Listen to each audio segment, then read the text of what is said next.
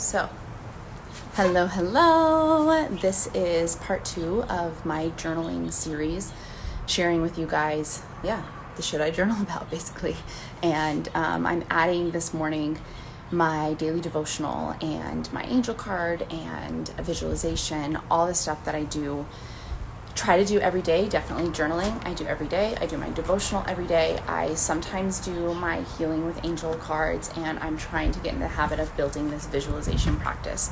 So I want to share all of that with you. Hopefully you can just do this along with me if you have time right now to kind of just pay attention and maybe implement it tomorrow or something. So I just was feeling a lot of negative self-talk today, some doubt and fear come up around my business, around my relationships with friends and family, and my mind was just kind of attacking me.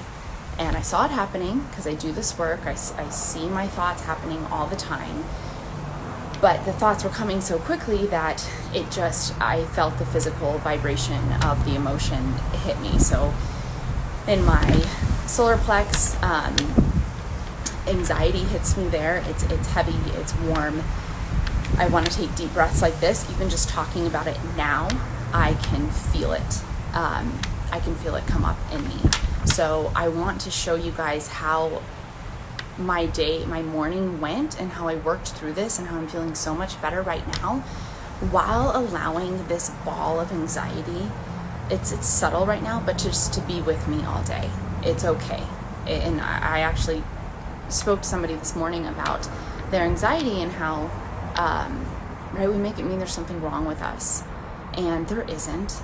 But when you start to push it away and when you compare yourself to other people, especially on social media platforms who seem happy all the time and just their life is so great, like, you never know what's behind what's anxiety.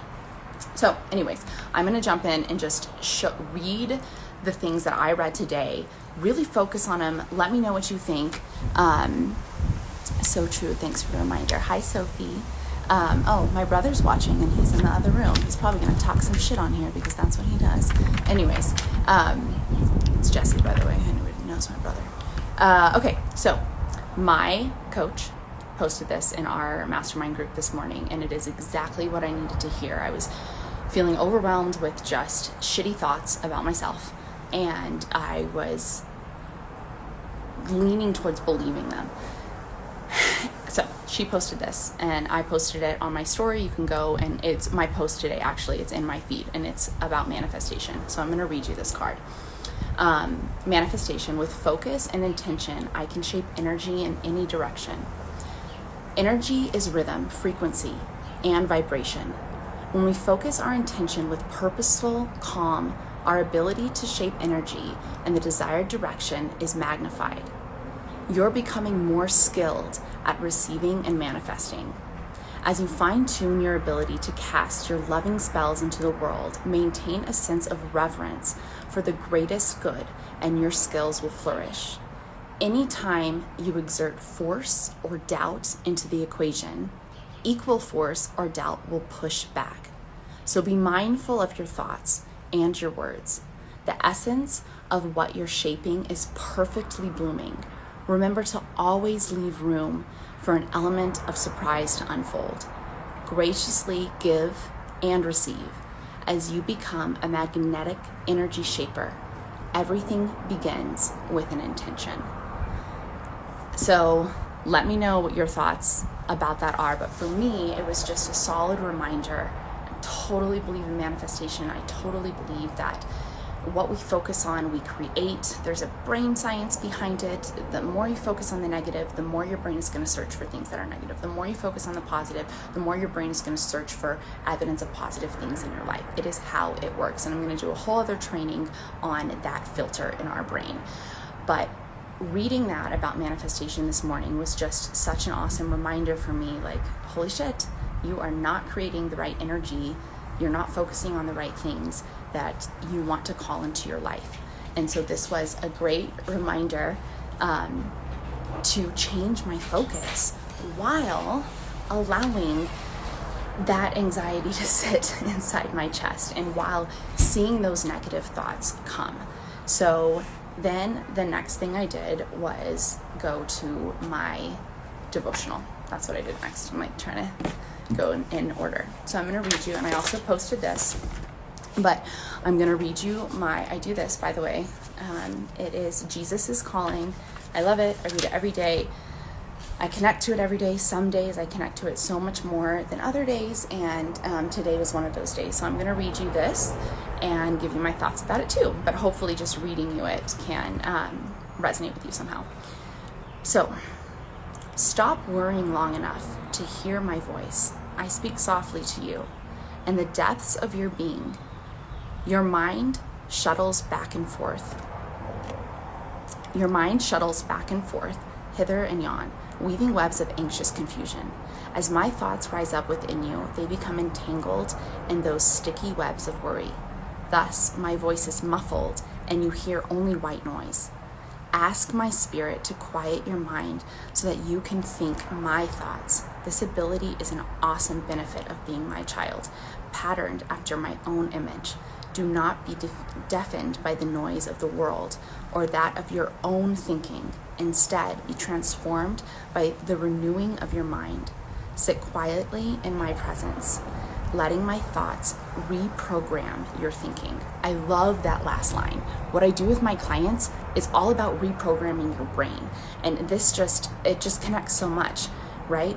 And ask my spirit to quiet your mind. So ask God, ask the universe, ask your angels, ask the energy of vibrations, whatever it is that you connect with most, being, source, God, universe, all those things. Ask that around you to quiet your mind so that you can think those thoughts, the thoughts of everything that is good, everything that's working out for you, and to quiet your thoughts, because you are not your thoughts. Your thoughts are a tool, and your thoughts point you in certain directions. And if your thoughts are telling you that you can't do what you want to do, and that you're not a good friend, and that you're greedy, those are the thoughts I had this morning, by the way. You're greedy, you're not being a good friend, you're not empathetic enough, you're not compassionate enough, you're, how are you going to get all of this done? You never take action, you're not consistent. These are all the things I thought this morning. I am not any of those things. Those do not point me to the truth. So I know automatically, I flag those thoughts, and I know they do not serve me. And I know that's just my brain using everything that I've taken in my life, all my old belief systems, anything anybody negative has ever told me. It is grabbing that from somewhere. I don't have to understand it all. I just know it doesn't serve me. And this just spoke to me so much because I wasn't connecting to the voice of God and the universe and a source energy and all of those things that I know would never tell me those things, because they don't serve me. They don't make me a better person. They don't help me serve my clients. They don't help me be a good daughter, sister, friend. So then I went to my journal. So here comes the journaling. And I think I have to plug this in. I hope it doesn't die. I can't plug it in right now. Okay, I hope I don't die on you guys. Okay, so again, vulnerable. This is just how I write my journal. It's not pretty. It's jumbled. It makes sense to me. It may not make sense to you. Do I have comments here I need to respond to? And I'm just going to share it with you, and hopefully some of it resonates with you. I ask a lot of questions to myself, and then I answer them, and that's how you self-coach. That's how you learn to coach yourself and work through. That's how I see my thoughts that aren't showing the real me, and I can access what I call the watcher, or what like God would want me to tell me, or the better me would want to tell me, and I do all that here. So July 9th, 2020, feeling a bit anxious, overwhelmed, worried, and a lot of self-doubt. Oh, how am I going to get all that I want done? Ugh, it brings this tightness and warmth to my solar plex. Okay, Em, come here. Ask spirit to comfort you. So I got that from here. Ask my spirit to quiet your mind. Ask spirit to comfort you. Comfort me, spirit, comfort me, hold me. You are one with me. I am here. I am here. Always with you, Emily. Always with you. Always. Oh, such a relief. And then I skip down. So what is it? What is it on my mind that's causing this anxiety, overwhelm, and worry? You're unorganized with your clients. There's lots of cancellations and reschedules, and you're not organized with your payments, and you want to serve your old clients just as well as you're serving your new clients, and you're feeling conflicted. You want to record a podcast. You're not being consistent with that. Oh God, that shoots anxiety right to my chest. What else? What else is on your mind that's worrying you that you need to release? Just so much to do. Okay, but hey, come here, Em. Come here. Okay, I am here. So this is just my mind on paper. It's not full sentences. It doesn't sound pretty. Come here, Em. Come here. I am here. Don't you know that none of that matters? It all works out just as it's supposed to. Come here. I am here. I am here. You are all right, love. You are. And you are love, and you are light. I am with you. I see that fear, I see that doubt, and I see that self-criticism. Don't believe it. You are more. You are so much more. You've got this, and you will figure it out. You already are. Stay with me. Okay, I am. So that was like question and answer in my own head. Thank you. I am calling everything I want into my life. I know you, your energy, your universe will provide. It always does. I don't know the how, but I do know that it is all coming. And I actually do know some of the how. I will do the work. I will do the work from a place of drive, excitement, and ambition, and alignment. I will create so much value. I am becoming a creator. No, I am a manifester. I am organized and disciplined in a way that feels good. I am fit and healthy, and I listen to my body. I am always learning, growing. I create awesome coaching programs. I always sell out fully, and I have a wait list. I love what I do. The perfect, ideal, soulmate clients always come to me. They are ready to transform, to grow, to become manifestors. They are ready to connect to their worth. They do, and I get to help guide them, coach them, teach them. Thank you, thank you, thank you. So I actually went on to a few more pages, but I'm gonna save that for another day. That is how you self-coach. That is how you can sit down and journal. Your journaling style may be different, but I share this with you just to show you it doesn't have to be pretty, that it's lots of question and answer. I show you it because that's how I call things into my life. I tell this to my clients all the time. What are you calling into your life? And it may feel weird sometimes. Like, I don't always listen to my body. I don't have a wait list of clients. I am not fully booked, but I say it here as though I already am. And it feels good and it feels exciting. And then those sneaky thoughts still come in. They're like, yeah, okay, how the hell are you gonna, what makes you so special? That one comes a lot. Like, what makes you think you can do this? Oh, that thought comes all the time, but fuck that thought. It does not serve me. I see it, I allow it to be there, and I send it on its way, or I just come up with a new thought, but I'm so good at catching it now because I've done this work. And sitting down and journaling every day, or having these conversations. I teach my clients how to have conversations with themselves. So Kylie said, that's the hardest thing, is to figure out what is causing you anxiety. I like how you ask questions to yourself. I want to try that. Yes. So anxiety is an emotion, Kylie, and all of our emotions come from our thoughts, all of them. Sometimes we feel the emotion hits us, and we feel the emotion hits us before we even recognize what the thought is. But that's normally because you're so out of touch with your thoughts. You haven't practiced thought awareness, which is another thing. I have a podcast on thought awareness, Emily Elizabeth Coaching podcast, thought awareness. Go listen to it. But once you become the watcher of your mind, when you become more aware, you start recognizing those anxiety-producing thoughts. And there's nothing wrong with you who have anxiety.